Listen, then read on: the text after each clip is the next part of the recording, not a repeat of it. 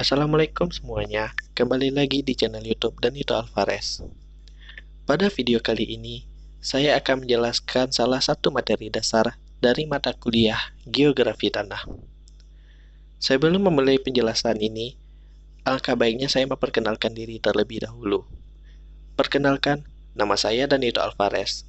Saya salah satu mahasiswa dari Universitas Negeri Padang, atau yang sering disingkat UNP. Saya berasal dari angkatan 2021. Kalian pasti mengira bahwa mata kuliah geografi ini hanya mempelajari bumi dan isinya saja. Tetapi, mata kuliah geografi ini juga mempelajari tentang persamaan dan perbedaan tentang gejala alam di muka bumi ini, serta interaksi antara manusia dengan lingkungannya dalam hal keruangan dan kewilayahan. Bukan cuma itu saja, geografi juga mempelajari hal-hal di permukaan bumi hingga benda-benda di luar angkasa. Nah, kalau kita berbicara tentang prospek kerja di geografi, kita tidak cuma terpaku pada BMKG saja, tetapi juga ada banyak prospek kerja di berbagai bidang lainnya. Yang pertama adalah tenaga pendidik, yang kedua sebagai perencana tata kota, yang ketiga sebagai kartografer, yang keempat sebagai BMKG, yang kelima sebagai ahli transportasi, yang keenam sebagai manajemen lingkungan, yang ketujuh sebagai peneliti, yang kedelapan sebagai surveyor, yang kesembilan sebagai environmental consultant, dan yang ke-10 sebagai manajemen bencana. Baiklah, tidak perlu menunggu lama-lama lagi. Marilah kita masuk ke materi utamanya. Let's go! Pengantar geografi tanah. Nah, teman-teman semuanya, apakah kalian tahu apa itu pengantar geografi tanah? Jika kalian tidak mengetahuinya, saya akan menjelaskannya dimulai dari pengertian geografi tanah. Nah, teman-teman semuanya, apa itu geografi tanah? Nah, teman-teman semuanya, geografi tanah berasal dari dua kata, yaitu geografi dan tanah. Yang pertama adalah pengertian dari geografi.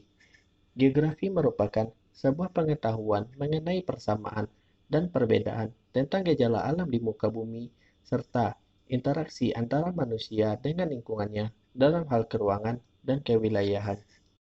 Dan yang selanjutnya adalah pengertian tanah. Tanah dalam bahasa Yunani yang artinya pedon dan dalam bahasa Latin yang artinya solum adalah bagian kerak bumi yang tersusun dari mineral dan bahan organik.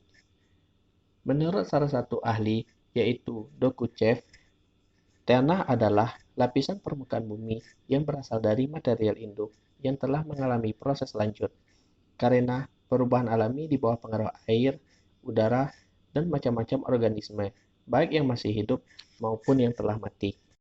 Gabungan dari geografi dan tanah adalah geografi tanah. Jadi, pengertian dari geografi tanah adalah ilmu yang mempelajari tentang proses terbentuknya tanah atau genesis tanah, sifat-sifat tanah, penyebaran tanah, manfaat tanah, atau kemampuan dan kesesuaian lahan, serta pengelolaan lahan di permukaan bumi. Nah, teman-teman semuanya, mengapa kita perlu mempelajari geografi tanah? Mempelajari geografi tanah dapat bermanfaat untuk mengetahui persebaran jenis tanah dan manfaat untuk kehidupan. Contohnya, jenis dan letak tanah yang tepat untuk bercocok tanam atau berkebun, dan sebagainya. Setelah kita mengetahui tentang geografi tanah, maka kita dapat mengetahui letak-letak strategis untuk berbagai hal dan bisa menjadi peluang usaha baru bagi kita. Nah, selanjutnya, kaitan geografi tanah dengan ilmu lainnya, seperti geomorfologi dan hidrologi. Yang pertama yaitu hubungan geomorfologi dengan ilmu tanah. Proses geomorfologi merupakan semua proses yang menyebabkan perubahan permukaan bumi atau disebut dengan relief yang mengontrol persebaran tanah di permukaan bumi. Proses geomorfologi yang terjadi menghasilkan variasi profil tanah, sehingga dapat disimpulkan bahwa faktor-faktor pembentuk tanah dengan faktor-faktor pembentuk lahan memiliki faktor-faktor pembentukan yang mirip. Selanjutnya yaitu hubungan ilmu tanah dengan hidrologi. Tanah sangat berkaitan dengan siklus air. Dalam siklus air, di mana siklus tersebut bergerak secara terus-menerus, butiran-butiran air yang terbentuk di atmosfer akan jatuh ke permukaan bumi. Dengan adanya air yang mengalir di atas permukaan tanah, sehingga kita mempunyai ketersediaan air tanah. Nah, selanjutnya saya akan menjelaskan tentang konsep dari geografi tanah. Konsep geografi tanah terbagi atas dua, yaitu konsep pedologi dan konsep edapologi. Yang pertama adalah konsep pedologi.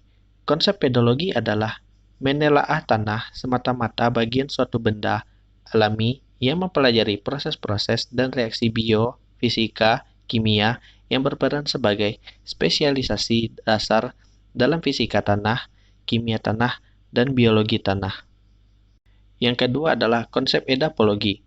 Konsep edapologi adalah mempelajari tanah sebagai tempat tumbuh tanaman dan penyedia unsur hara.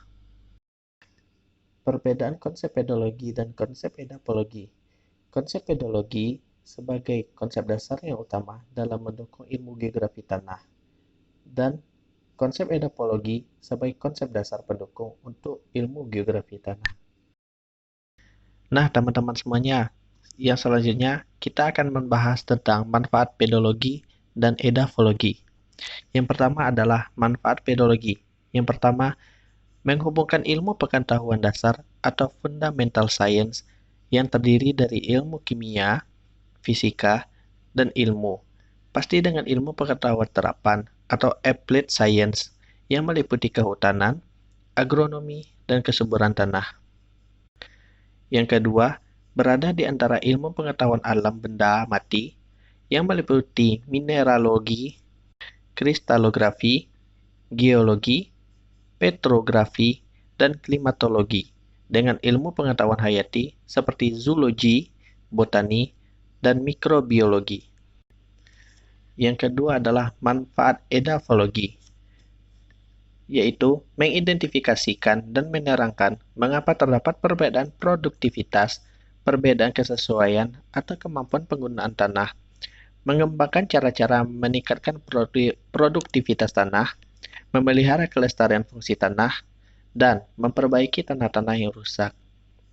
Edafologi dapat berfungsi demikian jika reaksi-reaksi tertentu dan sifat-sifat dasar tanah telah diungkapkan oleh pedologi. Terima kasih kepada teman-teman semuanya yang telah menonton video saya. Semoga apa yang saya sampaikan dapat bermanfaat bagi teman-teman semuanya. Dan jangan lupa untuk like, komen, dan subscribe jika video ini bermanfaat bagi teman-teman. Dan jangan lupa share kepada teman-temannya apabila video ini bermanfaat. Sampai jumpa di video selanjutnya. Goodbye.